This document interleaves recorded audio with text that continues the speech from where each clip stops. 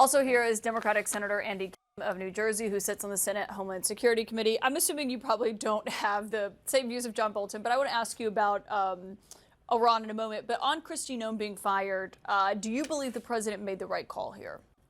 Well, absolutely. I mean, I think Kristi Noem, this was probably the best decision of Trump's presidency so far. I mean, his best decision of his presidency was at least the most popular. chief. I mean, it's something that I'll tell you back home in New Jersey. I mean, everyone from Democrats to Republicans were saying she needs to go. But what I will say is that it doesn't just stop with her. I mean, as you just heard, I mean, the phrase domestic terrorist that Kristi Noem used about Alex Preti, Renee Good, I mean, that's the same term that Stephen Miller used. And I'll be honest, as someone who's had it up close and seen how this has unfolded at the Department of Homeland Security, it's Stephen Miller who's in charge.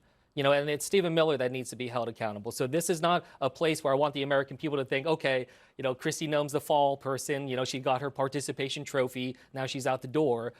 Stephen Miller, Tom Homan, they still need to be held accountable for what they've done to this country. What do you make of, given everything, though, that the DHS has faced scrutiny for, from the killing of Alex Preti and Renee Good to FEMA funds to how they've handled so much?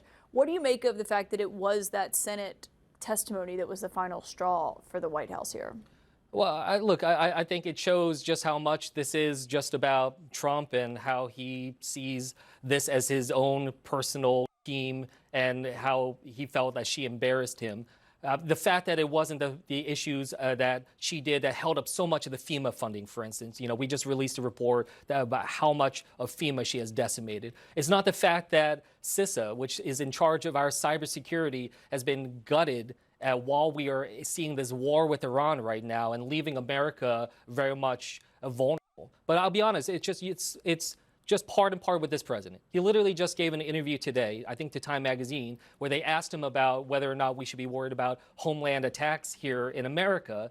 And he said, we're at war. Some people will die. I mean, he is somebody that so clearly doesn't seem to care about the actual job that Homeland Security is supposed to do. It's just a matter of whether or not these people that he puts in charge are willing to just continue to fawn over him, as they often do in these cabinet meetings. Yeah, I was looking at those quotes before we came on the air, and the president acknowledged the possibility of retaliatory attacks. He said, I think they're worried about that all the time. We think about that all the time. We said we plan for it, but we expect some things. Like I said, some people will die when you go to war. Some people will die. On this overall, and what you're seeing, the votes to limit his war powers have failed now, not just in the Senate, but also in the House. And I think it raises a question of, is there anything else that your colleagues who are against this believe they can do? Well, we have to, because this is something that the American people are very concerned about.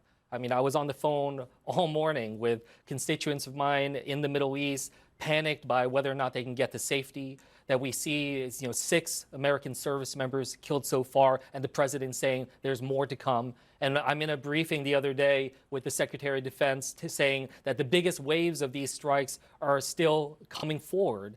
So this is something that I've seen as someone who worked in Afghanistan and Iraq. The fact that we are in a war, it is so clearly a war, as the Secretary of Defense is bragging about how it's twice the number of firepower as shock and awe. The American people are very concerned about this, and we need to shine a light on. We need public hearings. This administration cannot continue to hide behind these classified briefings. Pete Hegseth was asked today about those potential concerns of attacks at home, and he talked about Noem. But he also praised Senator Mullin. You voted to confirm Noem. Do you plan to vote to confirm your colleague, Markwayne Mullin, as the next DHS Secretary? No. I mean, look, what I saw and what I've learned and everyone has learned over this last year is that this is a referendum upon the Trump administration, what they have done when it comes to immigration, what they have done when they gutted FEMA. And so I don't support this policy. We're currently in a shutdown with DHS. The White House has clearly signaled that they don't want to move forward on the types of reforms that are needed to be able to push forward on. And as I said, the person really running the show here is Stephen Miller. And we see just how dangerous his policies are. So you're a no on Markwayne Mullin? I cannot support this administration's immigration policies that the vast majority of Americans, especially in my state, as ICE is trying to start a detention facility in Roxbury at a warehouse that's the size of 8 football fields. Nobody wants it there. Not even the Republican leadership of that town wants that immigration detention facility there. This is so far out of exactly what the American people want. and they need to be held accountable. Senator Andy Kim, thank you for joining us tonight. Thanks for having me.